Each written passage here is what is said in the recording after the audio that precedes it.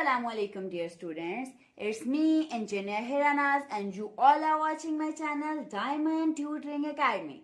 I hope so you all are doing great. Let's start our today's topic. ये next है हमारे पास question number 1 का part 4. ठीक है, क्वेश्चन नंबर 1 का पार्ट 4 है. इस क्वेश्चन में भी हमने क्या करना है, हमने first of all linear equations को मैट्रिक्स फॉर्म में कन्वर्ट करना है. ठीक है, ए मैट्रिक्स ऐसी मैट्रिक्स हुआ करती है जिसमें हम अपनी लीनियर इक्वेशंस के कोफिशिएंट्स को लिखा करते हैं. मींस के वेरिएबल के साथ जो जो टर्म्स होती हैं हमारे पास वो हम सिर्फ कोफिशिएंट टर्म्स को उठाकर इस ए मैट्रिक्स के अंदर लिख दिया करते हैं. ठीक है, जैसे आप यहाँ देखिए फर्स्ट इक्वेशन में 3 and 2 कोफिशिएंट थे तो हमने 3 and 2 लिखा. देन हमारे पास सेकेंड इक्वेशन में 5 and 2 कोफिशिएंट्स थे सो हमने 5 and 2 भी ए मैट्रिक्स के अंदर लिख दिए. ठीक है, उसके बाद हमने एक्स मैट्रिक्स लिखनी होती है. एक्स मैट्रिक्स के अंदर हमारे पास दोनों इक्वेशंस में यूज होने वाले वेरिएबल्स हुआ करते हैं. ठीक है, equal to sign as it is and then आपके पास इक्वल टू के बाद कांस्टेंट टर्म्स होती हैं तो हमारे पास बी मैट्रिक्स कांस्टेंट टर्म्स की बन जाती है. ठीक है, आपको अब तक ये भी पता है कि फर्स्ट स्टेप हमारे पास हमेशा डिटर्मिनेंट लेना होता है. डिटर्मिनेंट लेना हमेशा से हमारा फर्स्ट स्टेप इसलिए भी रहा है क्योंकि अगर डिटर्मिनेंट सिंगुलर आ जाता है इट मीन्स कि solution is not possible. Mean कि फर्दर हमें कोई भी मेथड अप्लाई करने की या क्वेश्चन को सॉल्व करने की जरूरत ही नहीं है. ठीक है, दैट इज वाई हम फर्स्ट ऑफ ऑल डिटर्मिनेंट लेके चेक कर लेते हैं कि आइदर ये मैट्रिक्स हमारे पास फर्दर सॉल्व भी हो सकती है या नहीं. सो हमने डिटर्मिनेंट लिया इस ए मैट्रिक्स का. आपको पता है कि डिटर्मिनेंट लेते हुए साइड पे स्ट्रेट बार्स लगाते हैं. ठीक है, एंड क्रॉस में मल्टीप्लीकेशन करते हैं और मिड में नेगेटिव साइन लगाते हैं. ठीक है, सो हमारे पास डिटर्मिनेंट का आंसर आ गया 4. फर्स्ट हम इसके ऊपर मेथड अप्लाई करते हैं मैट्रिक्स इन्वर्जन मेथड. ठीक है, अब मैट्रिक्स इन्वर्जन मेथड का क्या फॉर्मूला होता है, X is equal to A inverse B. ठीक है, तो ए इनवर्स आपको पता है एडजॉइंट बाय डिटर्मिनेंट होता है. डिटर्मिनेंट हमारे पास है सो एडजॉइंट हम फाइंड कर लेते हैं. Adjoint of A is equals to, आपको पता ही है कि राइट डायगोनल के साइंस चेंज कर लिया करते हैं हम इसमें एंड लेफ्ट डायगोनल की प्लेस चेंज कर लेते हैं. सो ये हमारे पास आ गया एडजॉइंट ऑफ ए.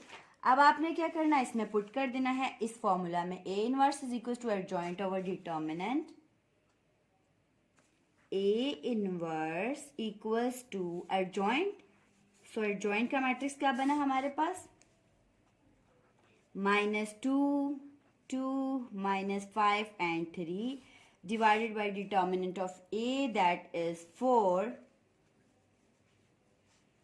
अब क्या होगा हमारे पास, ये जो डिटर्मिनेंट है ये हर एक एंटिटी के साथ डिवाइड होगा तो हो क्या जाएगा हमारे पास, -2 divided by 4, 2 divided by 4, -5 divided by 4 and 3 divided by 4. अगर कुछ फर्दर सिंप्लीफिकेशन हो सकती होती है तो हम जरूर करते होते हैं. ठीक है, अब जैसे देखिए 2 1 is 2, 2 2s are 4, 2 1 is 2, 2 2s are 4. सो बाकी तो क्योंकि ऑड है इवन है, ऑड है इवन है तो उनकी तो फर्दर सिंप्लीफिकेशन नहीं पॉसिबल. सो ये हमारे पास आ गई है इनवर्स मैट्रिक्स.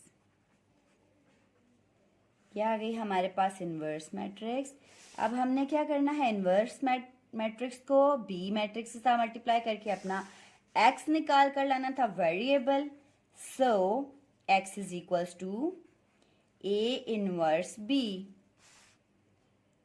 ए इनवर्स तो एज इट इज रहेगा जो हमारे पास अभी आ चुका है, -1/2, 1/2, -5/4, 3/4 and then B matrix.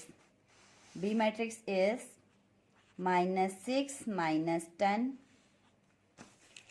अब आपको पता है कि दो मैट्रिक्सेस इस तरह से लिखी हों, दो मैट्रिसेस, इट मीन्स कि वो मल्टीप्लाई हो रही हैं. मल्टीप्लिकेशन हमेशा हमारे पास रो इनटू कॉलम हुआ करती है.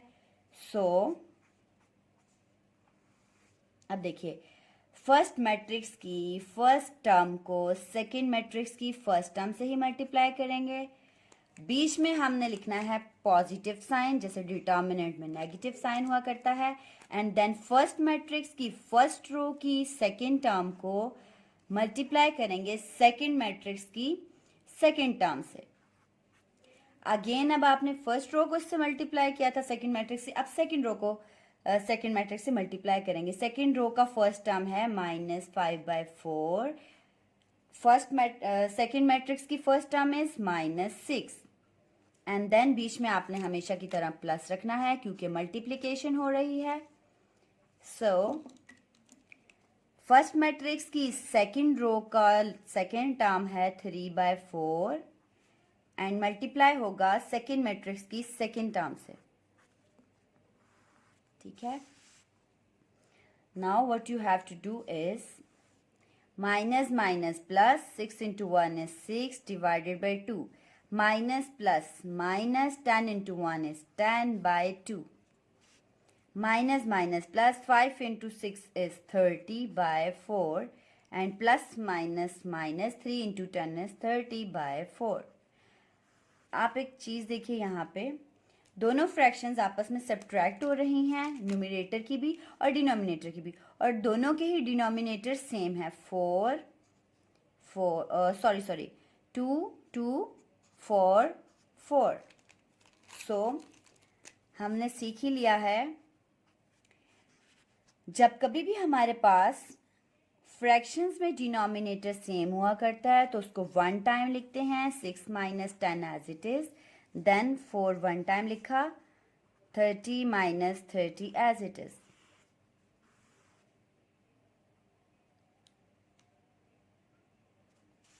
Now x is equals to 6 minus 10 is -4/2 and this is 0, 30 minus 30 0, तो 0 4 से डिवाइड होके भी 0 ही आएगा।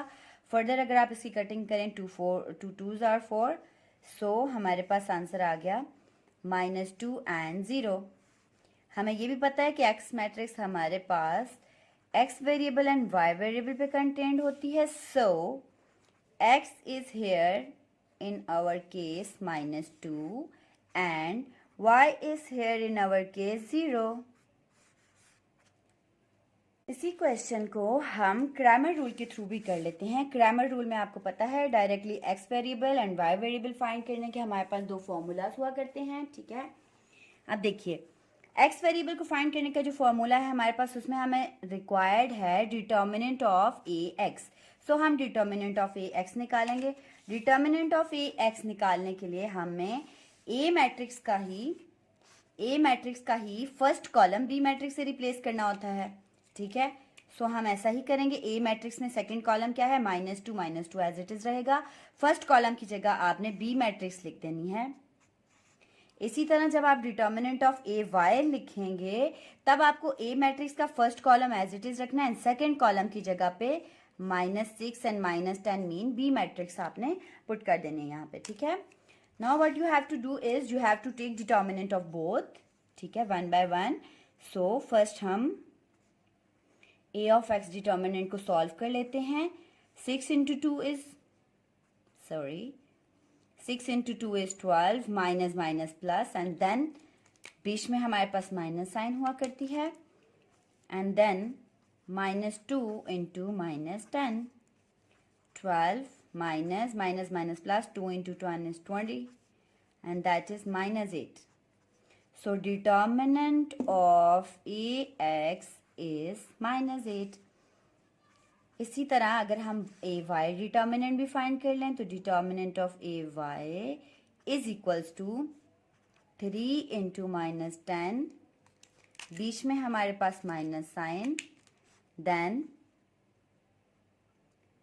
3 into -10 and then -6 into 5, that is 3 into 10 is 30, minus के साथ क्योंकि यहाँ पे माइनस साइन है, minus minus plus 6 into 5 is 30, that is equals to 0। So determinant of A Y हमारे पास आ गया 0। A X determinant of A Y determinant and A X determinant दोनों हमारे पास हैं, सो हम x की वैल्यू फाइंड कर सकते हैं एंड y की भी वैल्यू फाइंड कर सकते हैं। x की वैल्यू के लिए डिटर्मिनेंट ऑफ ए एक्स की वैल्यू यानी कि -8 divided by determinant of a जो कि हमारे पास आया था 4 and 4 2s are 8, so x is equals to -2 as it is आपने करना है y की वैल्यू के लिए भी y is equal to determinant of a y divided by determinant that is 0/4 y is 0। अब आप ये देखिए मैट्रिक्स इन्वर्जन मेथड से भी आपके पास यही आंसर आया था, x की वैल्यू -2 y की वैल्यू 0। अगर दोनों मेथड से सेम आंसर आ रहा है, हैंस प्रूव्ड के हमने दोनों मेथड्स करेक्टली किए हैं।